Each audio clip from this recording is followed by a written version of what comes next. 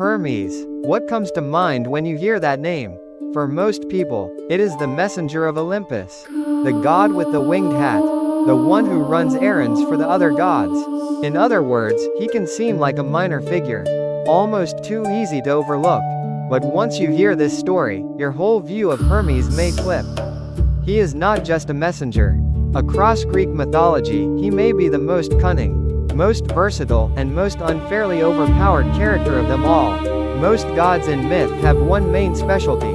Zeus rules the sky and lightning. Poseidon rules the sea. Athena stands for wisdom and war. But look at Hermes for a second. He is the god of messengers, roads, travelers, trade and merchants, thieves and tricksters, athletics, speech and literature. He is also linked with dreams, and he guides the dead to the underworld.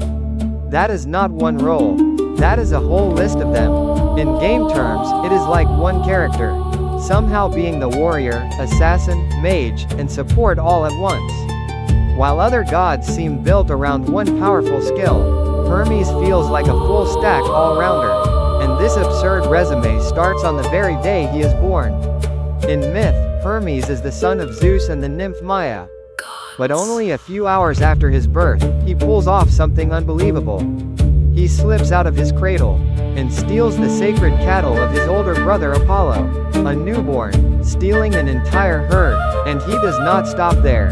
To cover his tracks, he hides the hoofprints with bark and walks in a way that makes the trail harder to follow. When Apollo confronts him, Hermes plays innocent and claims he is just a baby. Who could never do such a thing? At that point, this is not a baby. This is a professional thief in miniature form. In the end, Zeus has to step in and settle the dispute. But even then, Hermes somehow turns the situation around. He gives Apollo a gift, the lyre. So the one who caused the trouble ends up handing the victim a beautiful invention and walking away as his friend. That first episode alone tells you almost everything. Hermes is clever, shameless, charming, and weirdly impossible to stay mad at.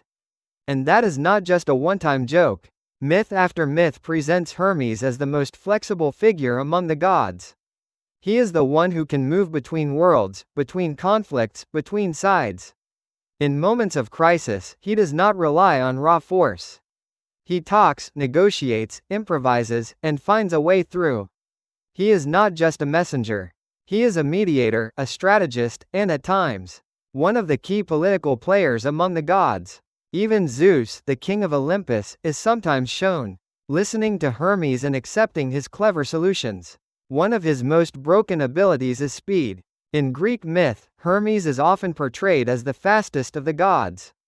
With his winged sandals, he flashes across the world in an instant. But this speed is not just about moving fast. It makes him free from almost every boundary. Olympus, the human world, the sea, even the underworld. He can cross them all. As the guide of souls, he leads the dead to the underworld, which gives him a rare role no one else quite has. He moves between the realms of gods, mortals, and the dead as if no border can hold him for long.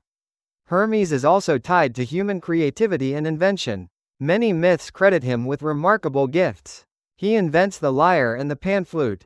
He is associated with making fire, with teaching numbers and letters, and even with passing on knowledge tied to the stars. He is also connected with athletics and the gymnasium. What makes him stand out is that he does not feel like a god of pure order or tradition.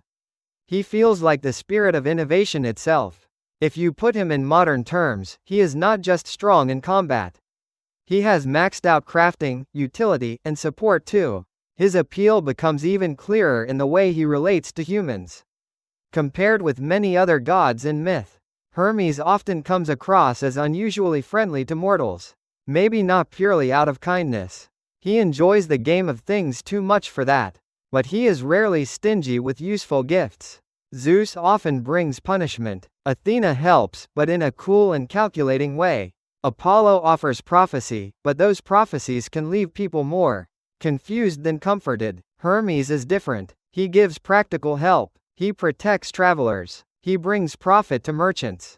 He gives speakers eloquence. That helps explain why he was one of the most beloved gods in Greek mythology.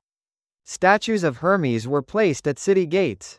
and along roads, symbolizing protection, luck, and safe passage. But the most important thing about Hermes may be this: he is a god of crossing boundaries. Not just physical boundaries, but every kind of boundary. Between gods and humans, between life and death, between truth and lies, between order and chaos. Hermes moves through all of them with ease. And that is exactly what makes him so fascinating. Too much order feels suffocating. Too much chaos makes life impossible. Hermes lives in the middle space between them. He bends the rules without tearing the whole world apart. He is a trickster, but he also keeps things moving. He understands weakness, but he also opens paths forward. That contradiction is the key to his power. He can be a thief and still help sustain order. He can be playful and still carry sacred responsibility. He can be light on his feet and still matter in the biggest moments. That is why Hermes does not feel like a side character in Greek myth.